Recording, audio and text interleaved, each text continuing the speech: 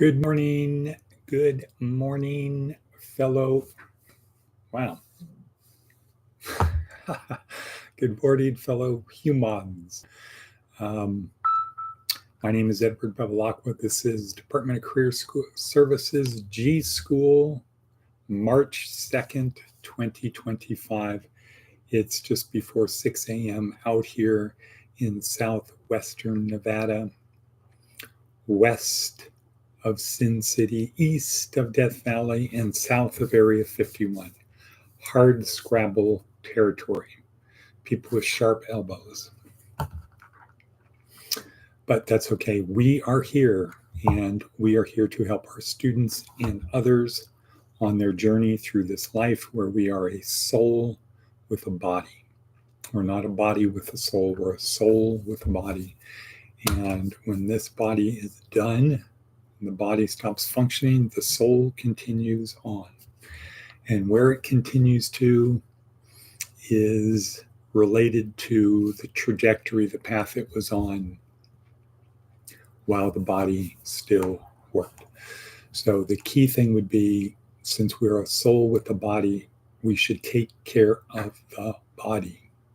Take care of the body.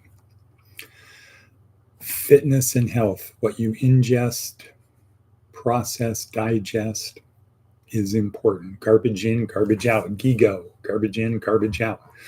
On the other hand, good eating habits will enable you to use this body for longer periods of time and in more adventuresome activities. Okay, cool. So fitness and health. But here we're talking about G.school. Today's topic is going to be the Marshmallow test. And then we're going to apply that test to the concept of we are a soul with a body and our transcendent life.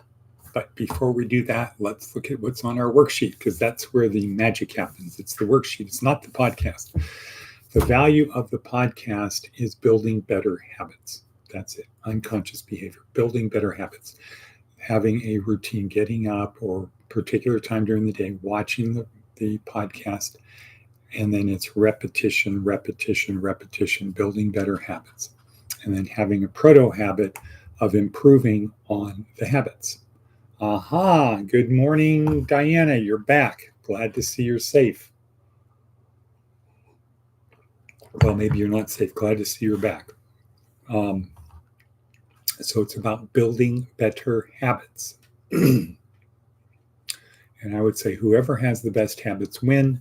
Successful people are successful because they do things that non-successful people don't do. All right, let's go to the worksheet. Let's see what the magic is. Advice from an 80-year-old. Okay, who stole the advice from an 80-year-old? Oh, there it is. Look people in the eye. Look people in the eye. Don't look away from them. Look them in the eye. Okay, cool. What does Seth Godin have to say? Seeking metaphor. This is how we learn. An apple is a lot like an orange, but you can eat the skin and it's not as sweet. If you know what an orange is, you're most of the way to understanding an apple. But the indoctrination of school pushes us to be literal. When people talk about apples and oranges, good students imagine that they're talking about apples and oranges. Even when something is labeled as a metaphor, it's a common instinct to simply focus on the details, not the ideas. If you can make a point with 3 very different examples, you'll begin to see how powerful metaphor can be.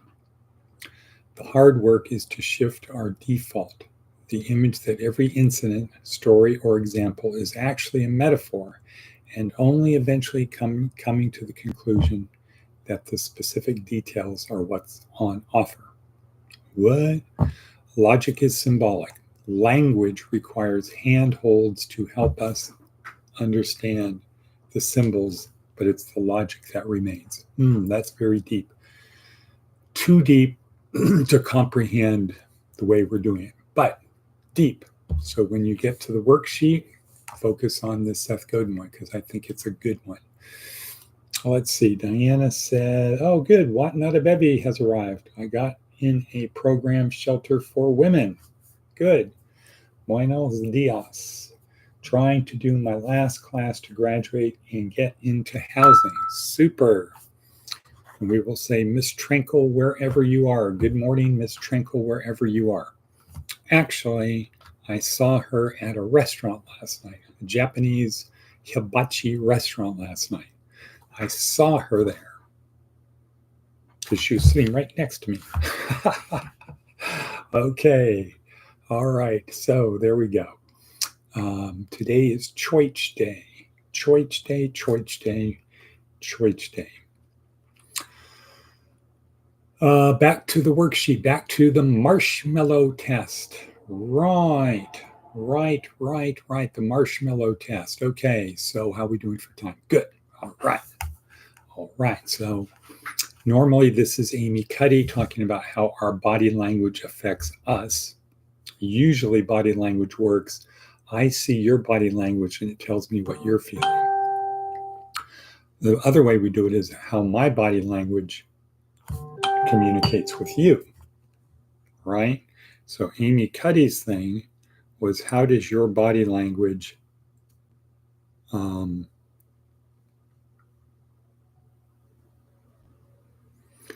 all right, I'm going to try my body language, see how my body language affects me.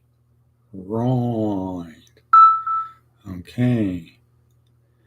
Just checking. Been getting a lot of bink bonk bunks here. Just want to make sure there's nothing urgent.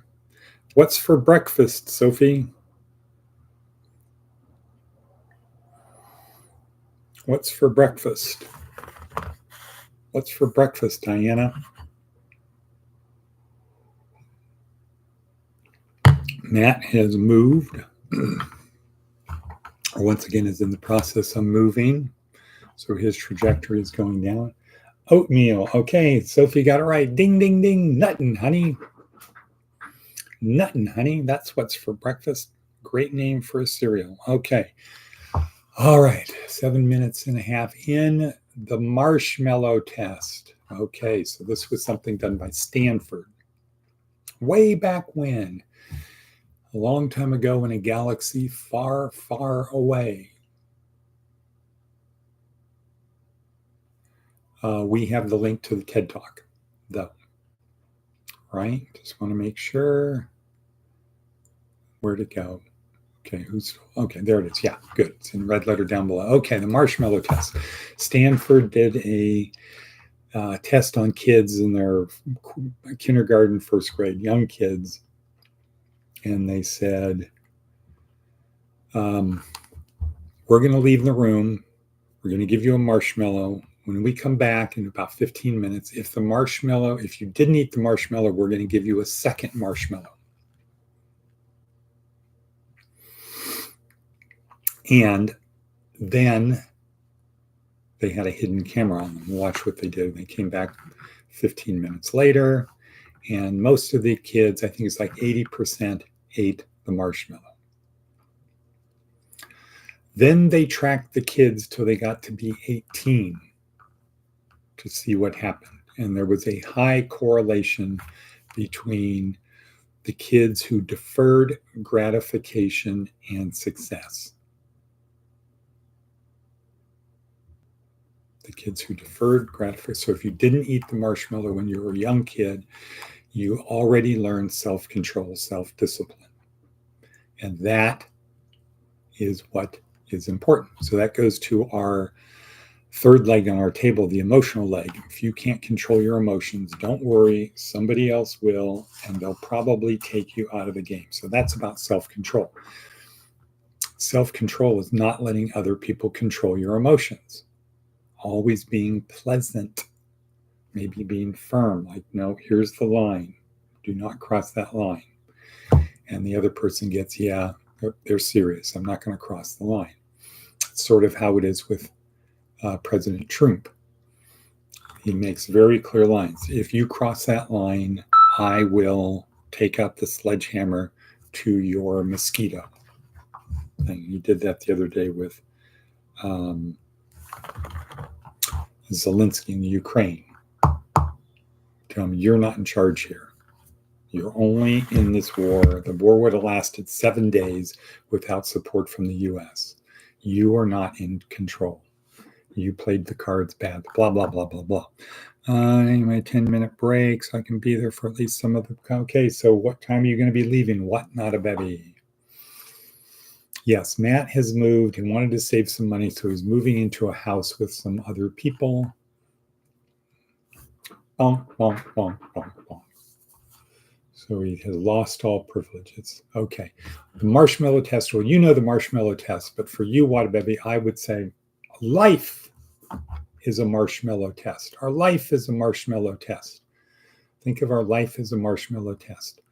Having the self-discipline to follow the teachings of people like Jesus, like Buddha, etc., the Dalai Lama, etc., the good people, your old grandma, not your grandma, my grandma.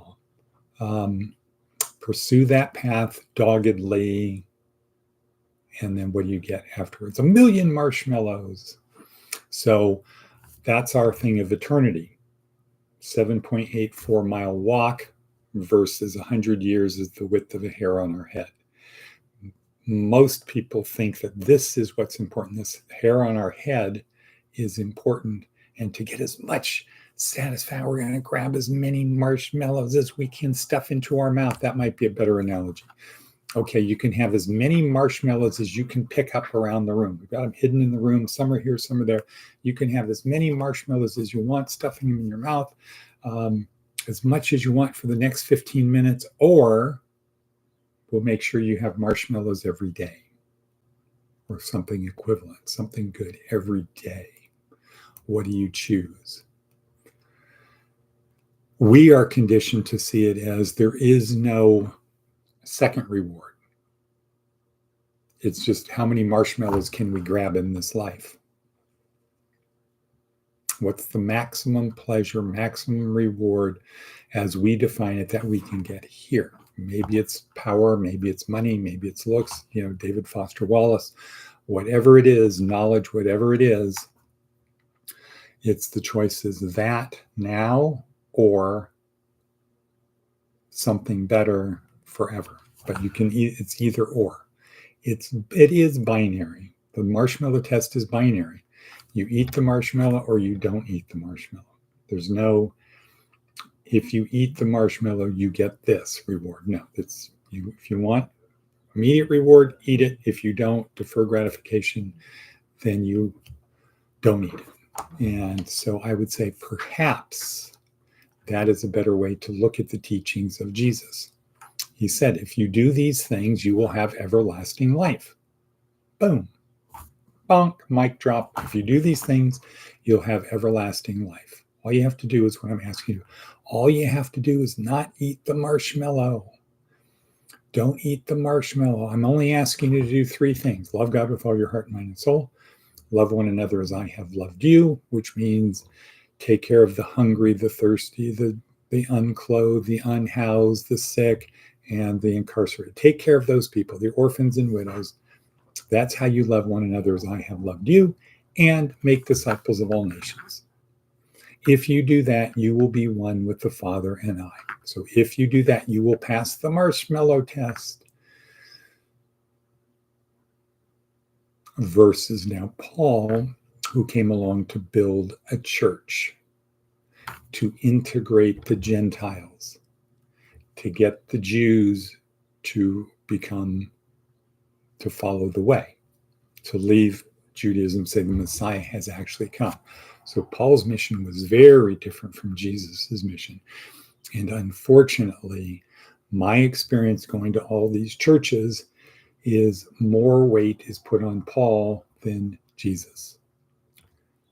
Paul is the one. And I could say that probably would be the case because you wouldn't really need a church if you didn't have Paul. It would be very, very different if it was just, here's what Jesus said to do. It's kind of like the Dalai Lama, right? Do you build a religion around the Dalai Lama, or do you just follow his teachings? Do you build a religion around Buddha, or do you just follow his teachings? And so organized Buddhism my opinion, subject to whatever Watanabe says, is it's about teaching people how to live, not about interpretations of what does this mean. Go study your Bible. Focus on salvation. I think it's about the here and now. Am I correct, Watanabe?